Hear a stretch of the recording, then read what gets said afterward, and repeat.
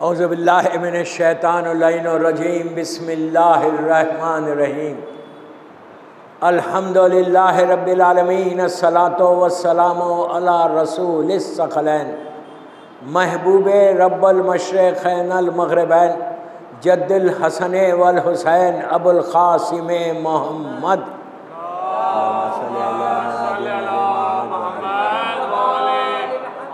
وعلی اہل بیتہ طیبین الطاہرین المعصومین المظلومین بسم اللہ الرحمن الرحیم الی متی حاروا فیک یا مولا صلوات پڑھے محمد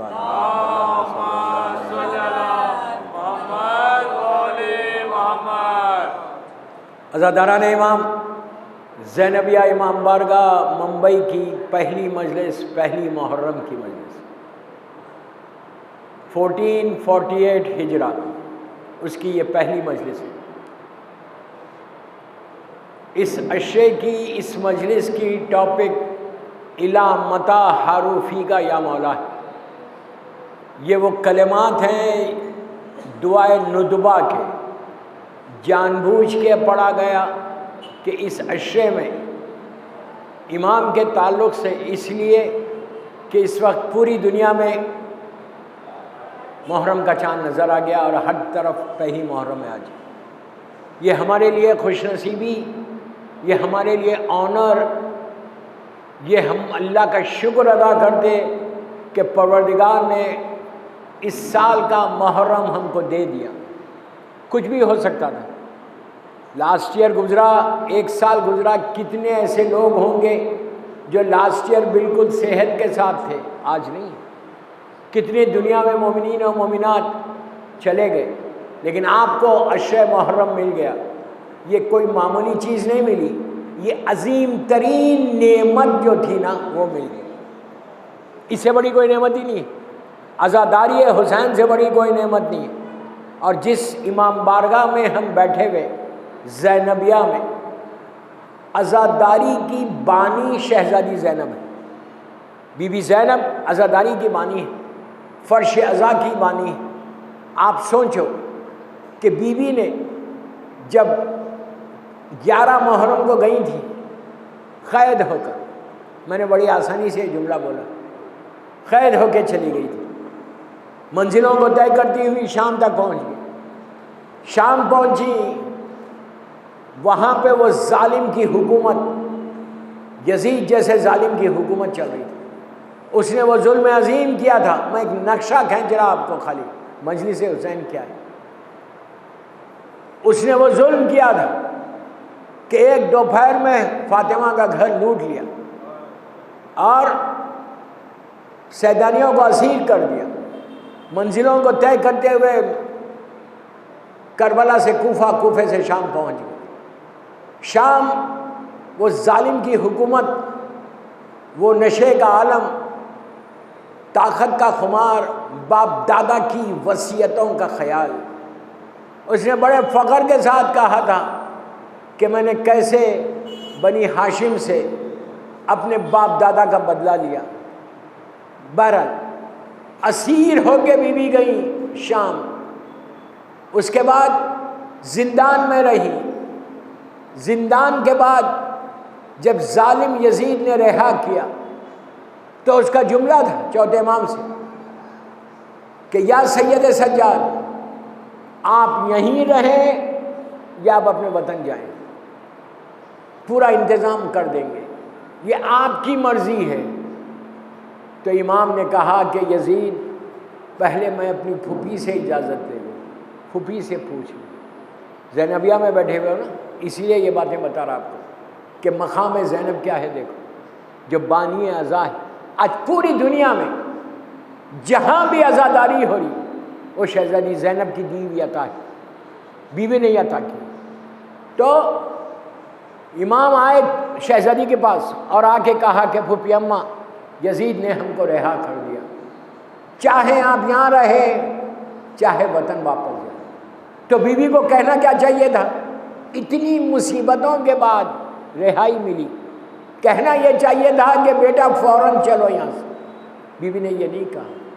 تاریخ گواہ ہے بیوی نے یہ نہیں کہا کہ چلو فوراً، بلکہ کہا کہ بیٹا یزید سے کہو اگر اس نے رہا کیا ہے تو ایک مکان خالی کرے گا، اس لیے کہ جب سے میرا بھیا شہید ہوا میں نے بھائی کا ماتم نہیں کیا، مجھے مجلس کرنا ہے۔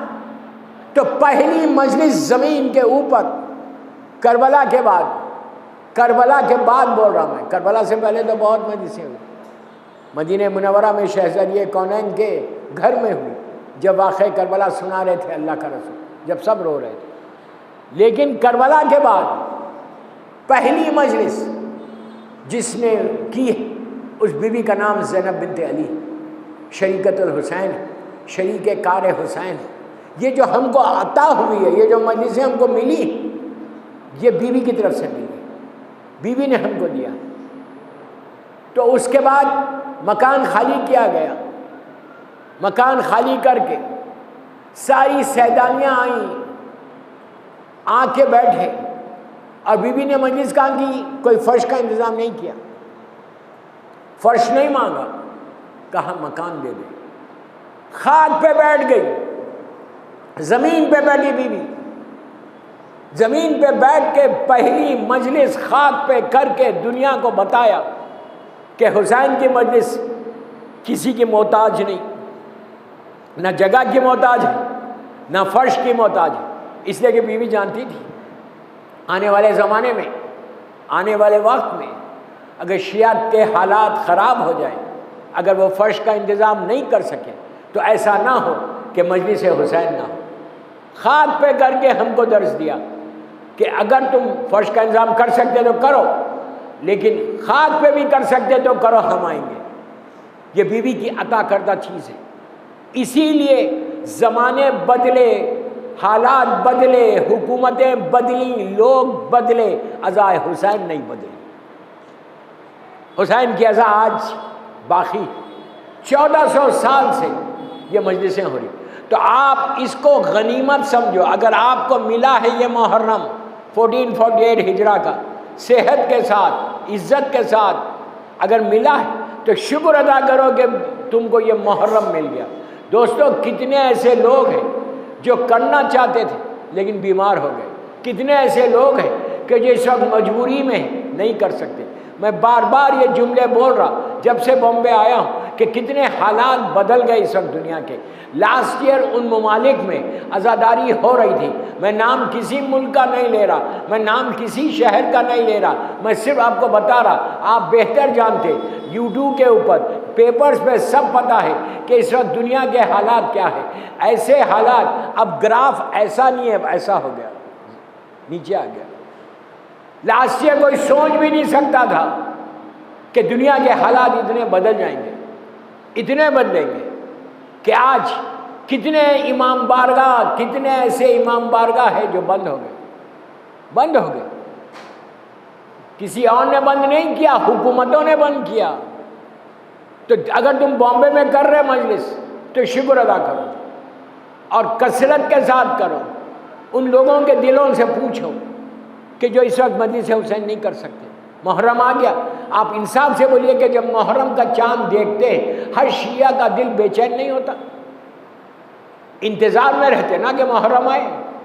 ہر شیعہ، دنیا کا کسی شہر کا وہ شیعہ ہو، کسی رنگ کا شیعہ ہو، کوئی زبان بولتا ہو، عربی ہو، عجمی ہو، سب کانٹیننٹ کا ہو، ہر شیعہ بے چین ہو جاتا کہ محرم آ گیا، مجھے ایک مجلس تو کرنا ہے۔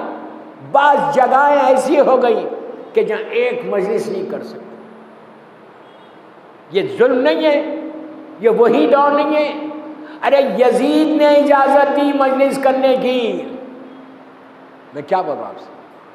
تو کوشش کرو کہ یہ سال کا محرم تم کثرت سے کرو۔ بامبے میں تو کوئی ریسٹرکشن نہیں ہے، شکر ہے اللہ کا کہ کوئی ریسٹرکشن نہیں ہے، حکومت اچھی ہے اس لیے کوئی ریسٹرکشن نہیں ہے، آپ آرام سے رات بھر مجلسیں کرو، کوئی روک رہا نہیں۔ لیکن مجلس کرو، فرش عزا پہ آ کے بیٹھو، فرش عزا پہ آ کے بیٹھو، فرش عزا پہ بیٹھو گے برکتیں ملیں۔ آپ کو اندازے نہیں، ہم کو اندازے نہیں ہے کہ یہ فرش عزا پہ بیٹھنے سے کتنی بیماریاں جو چلی گئی، کتنی پریشانیاں آنے والی تھیں، یہ فرش عزا کی وجہ سے چلی گئی۔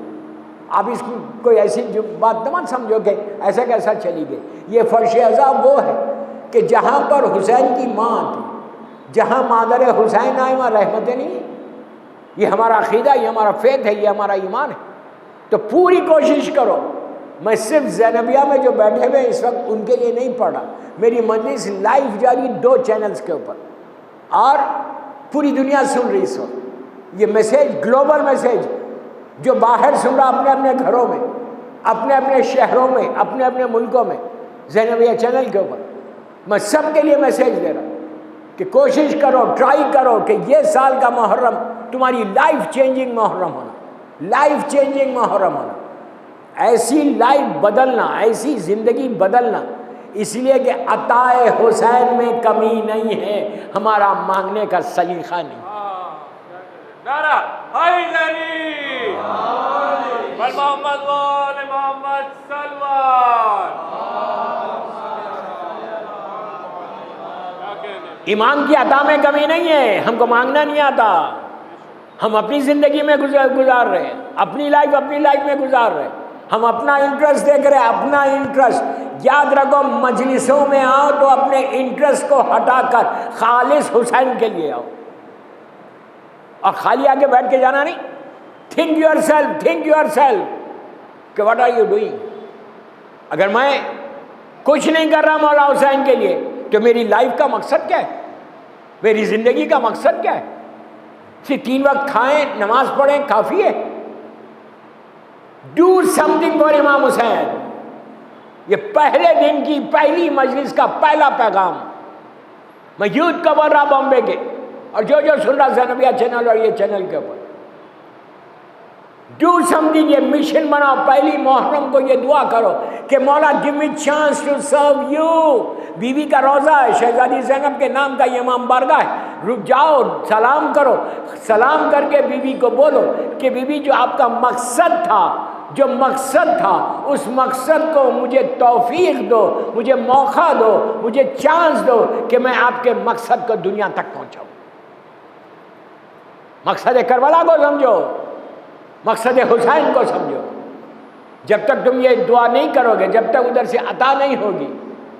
میں ممبر سے بول رہا کہ ہم بیوی ہم سب کو give a chance to serve Islam, to serve you. ہم کو موقع دو، اور ایسا موقع ملے. اور ایک چیز اور یاد رکھو، جب وہ دیتے ہیں نا تو غیر حساب عطا کرتے، چھپڑ پھاڑ کے دیتے ہیں.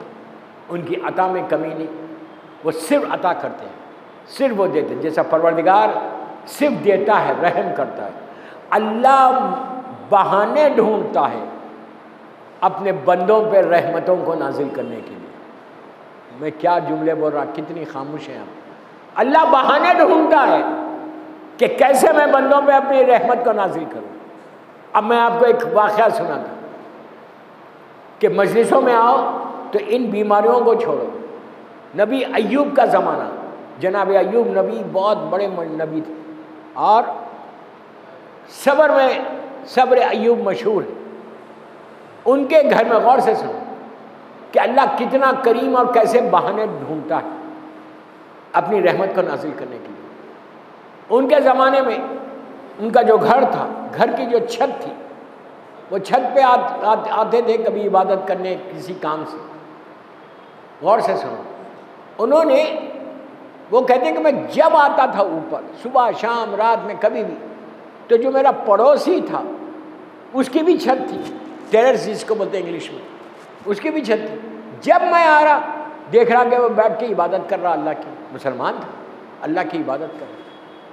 صبح شام جب میں آتا ہوں بلندی پر، میں دیکھتا ہوں کہ یہ اللہ کا بندہ عبادت کر رہا. تو مجھے بڑا تعجب ہوا. نبی خدا ہے لیکن تعجب کر رہا. کہنے لگے کہ کتنی ماشاءاللہ عبادت کرتا ہے اللہ کی. ہاتھوں کو میری طرف دیکھو، ہاتھوں کو اٹھا کے کہا پروردگار اتنی عبادت تو میں بھی نہیں کرتا.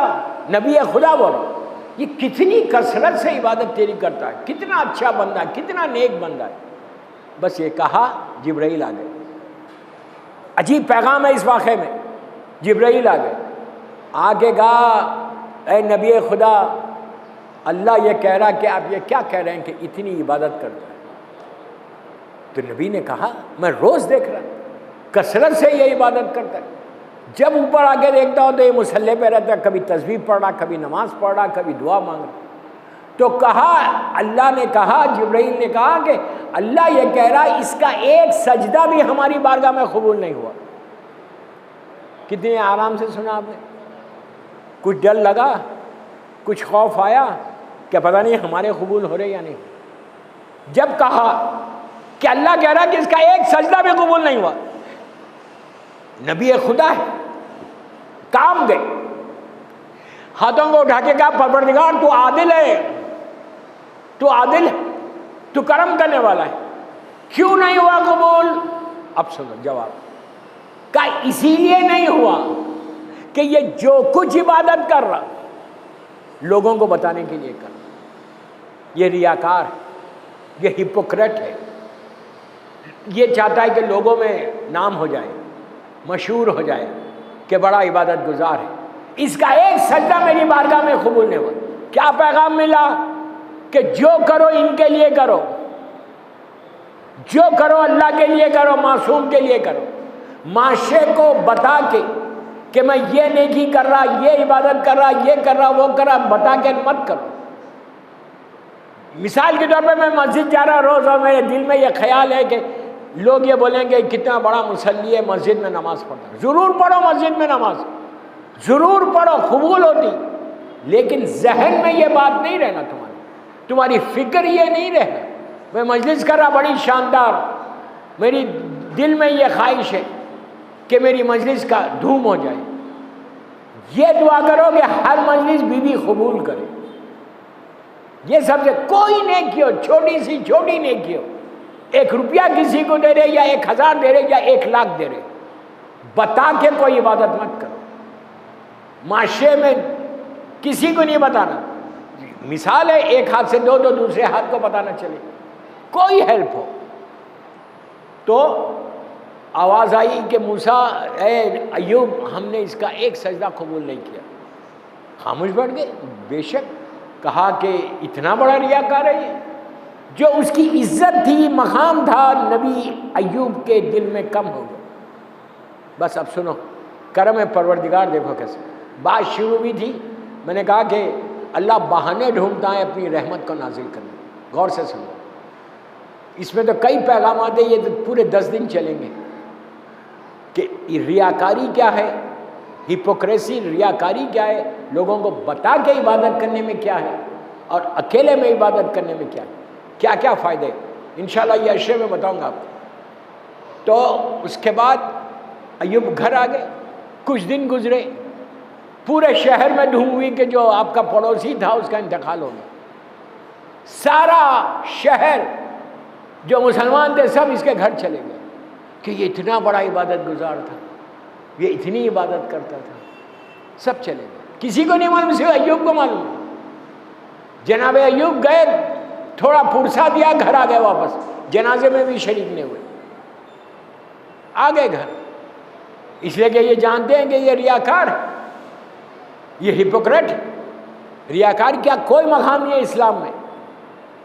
بس واپس آ گئے، اس کی تدفین ہوئی۔ غور سے جو میں نے واقعے کو شارٹ کر دیا، اس کی تدفین ہوئی، سپرد خاک کیا گیا، لحد کو بند کیا، فوراً جبرائیل ایوب کے گھر آئے۔ اب سنو کرم پروردگار کیا ہے، آئے، آ کے کہا کہ اے نبی خدا، اللہ یہ کہہ رہا ایک نیک بندہ تھا، تم اس کی میت میں شریک کیوں نہیں ہوئے؟ بس یہ سننا تھا۔ ایوب نے کہا پروردگار تو نے ہی کہا تھا کہ یہ ریاکار ہے، تو نے ہی کہا تھا یہ بڑا ہپوکریٹ ہے، اتنا بڑا ریاکار ہے، اسی لیے میں نہیں شریک ہوا۔ آواز آئی کہ تھا ریاکار، اب کرم پروردگار دیکھو کیسا کریم ہے، کہا تھا ریاکار، لیکن جب اس کے جنازے پہ 40 مسلمانوں نے، مومنوں نے کھڑے رہ کر یہ کہا کہ پروردگار، نماز جنازہ میں ہم کہتے پروردگار اس بندے کی یہ جو میت ہے اس کو ہم سوائے نیکی کے اس کے بارے میں کچھ جانتے ہی نہیں. جب 40 نے کہا تو اللہ نے اس کے سارے گناہ معاف کر دیے. بہانے ڈھونڈتا ہے، اپنے ذہنوں کو جھنجھوڑو. خالی ایسا بیٹھو مت کہ میں آم سمتھنگ، یہ نکالو اپنے ذہنوں سے. میں بار بار بول رہا زینبیہ میں جو بیٹھے صرف ان کے لیے نہیں پڑھ رہا، میں جنرل میسج دے رہا. بیٹھے ہوئے ہم کو کیا کرنا ہے؟ میں تو یہ چیز نکالو کہ میں سب سے زیادہ نیک ہوں، میں سب سے زیادہ پائس ہوں. یہ ہمارے ذہنوں سے نکلنا ہے.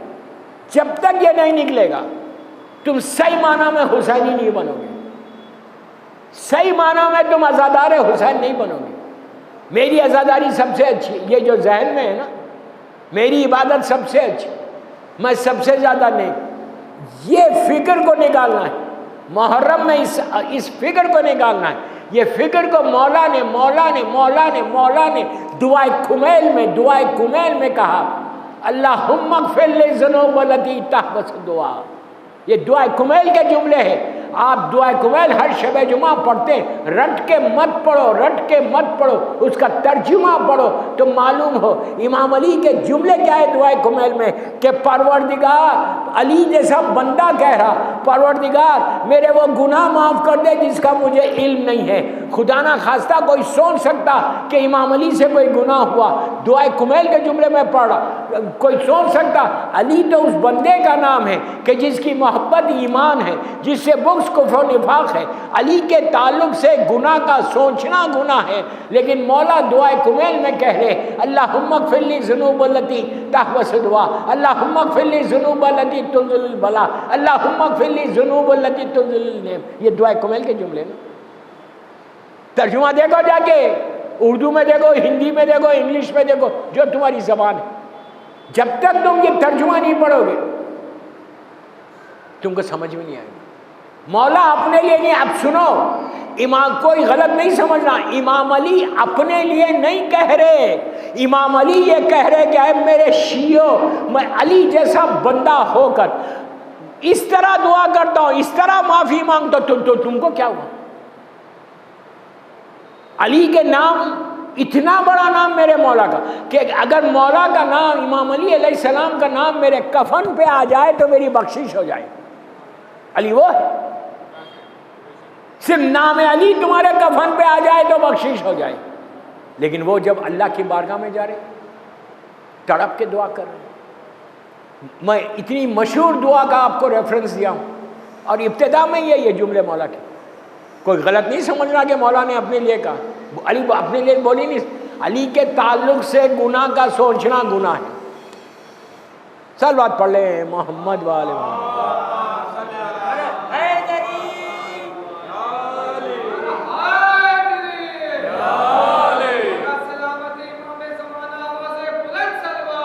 اللہم صلی اللہ محمد. ٹائم کیا ہے؟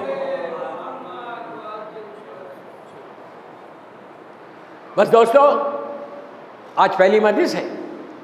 جو پیغامات مجھے دینا تھا میں نے دیے. انشاءاللہ کل سے 5:15 بجے، 5 بجے کا اعلان ہے، 5 بجے مجلس شروع ہوگی. 5:15 اور 5:20 کے درمیان ممبر پہ آؤں گا. 30-35 منٹ کی مجلس ہوتی ہے. میرا وقت ہو گیا. بس مولا آباد رکھے، سلامت رکھے مجلس کروانے والوں کو اور مجلس میں شرکت کرنے والوں کو. اور پوری دنیا میں جہاں جہاں آزاداری ہو رہی ہے اللہ اس آزاداری کی حفاظت فرمائے. میری ایک ہی دعا اور آپ کی بھی یہ دعا ہونی چاہیے. جب آپ بامبے میں جہاں جہاں پہلے عشرے میں جا رہے عزا خانوں میں، یہ دعا کرو کہ یہ سال محرم آرام کے ساتھ، صحت کے ساتھ گزر جائے. ہر سال سے بہتر ہم عزاداری کریں، ہر سال سے زیادہ عزاداری کریں. یہ دعا کرو. اور جب مجلس میں آؤ بیٹھو، دعا کرتے وقت یہ دعا ضرور کرو کہ بی بی جو میرے گناہ ہیں اسے معاف کر کے مجھے صحیح معنی میں عزادار حسین بنا دو.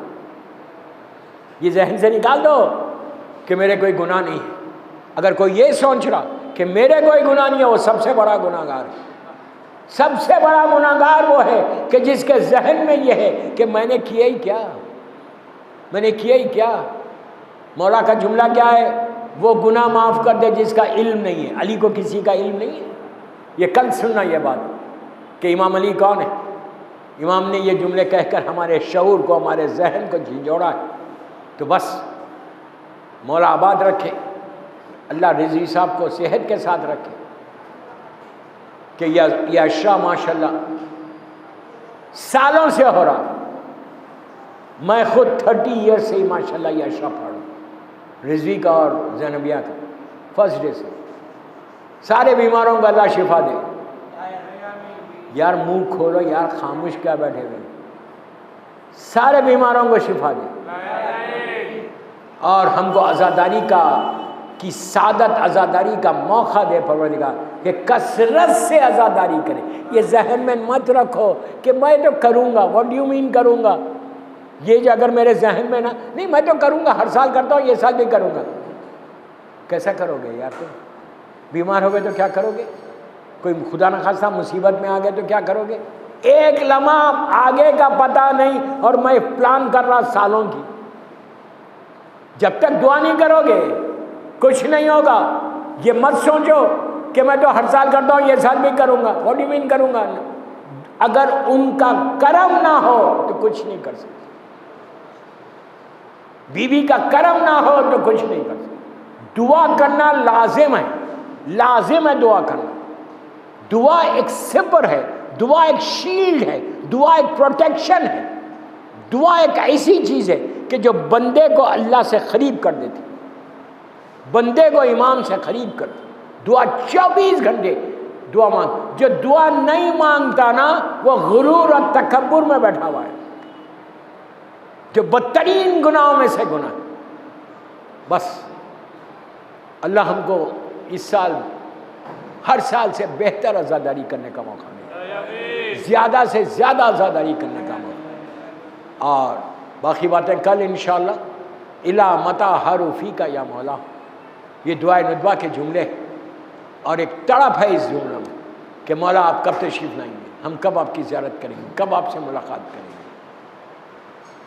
دوستو چاند نظر آ گیا، پہلی محرم آ گئی۔ پہلی محرم، کتنی آسانی سے بولا یہ جملہ، کتنی آسانی سے بول دیا میں نے یہ جملہ کہ پہلی محرم آ گئی۔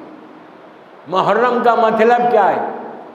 کہ جس مہینے میں شہزادی کا گھر اجڑ گیا، جس مہینے میں اسلام کو زندگی ملی، جس مہینے میں علی اور فاطمہ کی بیٹیوں سے حسین جدا ہو گئے۔ پہلی محرم ہر طرف پوری دنیا میں ہر آدمی سیاہ پوش ہو گیا، ہر آدمی سیاہ پوش ہو گیا، اور پہلی محرم سے عزاداری کا آغاز ہو گیا۔ کتنا انتظار تھا محرم کا، وہ محرم آ گیا۔ جب لاسٹ ایئر محرم گیا تھا تو ہم دعا کر رہے تھے کہ مولا محرم آ جائے، محرم آ جائے۔ کیوں؟ آپ نے دیکھا کہ سارے عزاخانے سج گئے، بامبے میں ہر طرف سبیلیں لگ گئی۔ سبیل ایک یاد ہے ان معصوم بچوں کی، ان بچوں کی یاد ہے جو ایک خیمے سے دوسرے خیمے میں خالی کوزے لے کے جا رہے تھے اور بار بار کہتے تھے التش التش التش التش، ہم پیاسے ہیں، ہم پیاسے ہیں۔ پوری دنیا میں سبیلیں لگتی ہیں مولا حسین کے بچوں کے نام اور لکھا ہوا ہے سبیل نظر حسین۔ جب کسی سبیل کے سامنے سے گزرو تو رک کے پانی ضرور پیو، تھوڑا سا پانی پیو اور دعا کرو صلوات بر حسین لعنت بر یزید، اور اس لمحے کو یاد کرو کہ جب سکینہ کے ہاتھ میں خالی کوزے تھے، بچے آگے پیچھے کہہ رہے تھے بی بی ہم کو پانی کا انتظام کروا دیں، اور سکینہ تڑپ کے کہتی تھی بابا پیاس مارے ڈالتا۔ آپ کی آوازیں بلند ہو گئی، آوازیں بلند ہوگی. کبھی مجلس میں تکلف سے نہیں رونا, کبھی آہستہ نہیں رونا. امام نے ابو بصیر سے یہی کہا. چھٹے امام کا جملہ ہے, ابو بصیر مجلس میں تھا, امام بھی مجلس میں تھے. مجلس کے بعد امام نے ابو بصیر سے کہا, ابو بصیر تم میرے جد پہ روتے نہیں ہو؟ تو اس نے کہا مولا میرا پورا رومال نم ہو گیا. امام نے کہا ابو بصیر ایسے نہیں روتے, ابو بصیر اس طرح گریا کرو کہ جیسے بوڑھی ماں جوان بیٹے کے لیے روتی ہے. ایسا گریا کرو جیسے میری دادی فاطمہ روتی ہے جب بی بی ہائے حسین کہتی ہے. زمین اور آسمان گریا کرنے لگتے. مولا آپ کو سلامت رکھے, آباد رکھے, آپ کے پرسوں کو قبول کرے. جو آپ کی آوازیں بلند ہو رہی, اللہ ان آوازوں پہ اپنی رحمت کو نازل کرے, آوازوں پہ رحمتوں کو نازل کرے. اللہ ہم کو پتہ نہیں کہ ان آوازوں پہ بی بی کی کیسی رحمت آ جائے جو پورا سال آپ کی رحمتوں میں گزرے. بس ایک روایت پڑھ کے میں زحمت کو تمام کرتا ہوں. ایک روایت پڑھ کے کہ ایک ذاکر تھا کربلا معلیٰ میں جو مولا حسین کے مصائب کثرت کے ساتھ پڑھتا تھا. بس 1 منٹ یا 2 منٹ کثرت کے ساتھ پڑھتا تھا. اس نے خواب میں خود مولا حسین کو دیکھا.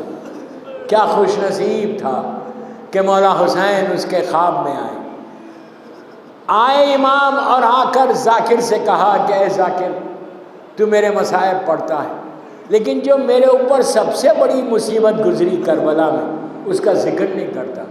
اس نے کہا مولا میں بیان کرتا ہوں کہ علی اکبر کے سینے سے آپ نے برچھی نکالی, آپ نے علی اصغر کا مزار بنایا, آپ نے قاسم اور محمد کی میتیں اٹھائی, آپ نے عباس کے کٹے ہوئے شانوں کو اٹھایا. امام کہہ رہا بس ختم ہو گئی مجلس. امام کہہ رہا کہ نہیں, جو میرے اوپر سب سے بڑی مصیبت تھی تو اس کا ذکر نہیں کرتا. ذاکر نے ہاتھوں کو جوڑ کے کہا مولا آپ بیان کریں آپ کے اوپر سب سے بڑی مصیبت کیا تھی. اب حسین کے منہ سے سنو, اسی پہ مجلس ختم کر رہا. مولا نے کہا کہ اے ذاکر میرے لیے اتنی بڑی مصیبت تھی کہ جب میں خیمے میں آتا تھا چھوٹے چھوٹے بچے ہاتھ میں خالی کوزے لیے ہوئے مجھے آ کے گھیر لیتے. سکینہ کہتی بابا پیاز مارے ڈال رہی ہے بابا. بچے کہتے کہ پیاز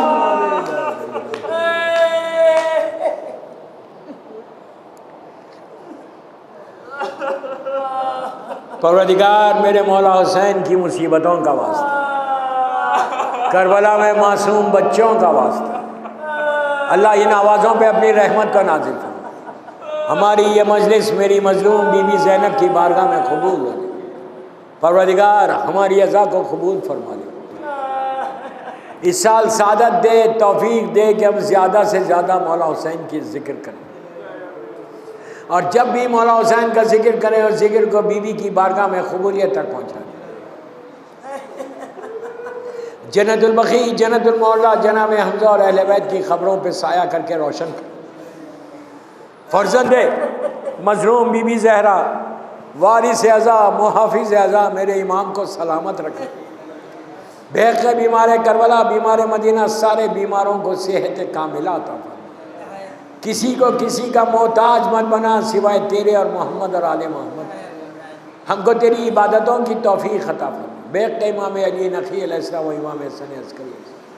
اللہ دنیا میں عزاداری کی حفاظت فرما, عزا خانوں کی حفاظت فرما, دشمنان عزاداری کو نیست و نابود کر دے. میرے امام کو سلامت رکھ اور میرے امام کے ظہور میں تاجیل فرما. ہم سب کو امام کے ناصروں میں اور انتظار کرنے والوں میں شمار فرما. ہم سب کو عمرہ و زیارت نصیب. ایک سورہ فاتحہ ڈاکٹر اختر حسن رضوی صاحب کے والدین کے لیے, ان کے بچوں کے لیے, ان کے بھائیوں کے لیے, اور جس کی بھی آج پہلی رات ہے اس کے لیے, اور کل مومنین اور مومنات کے لیے. بسم اللہ.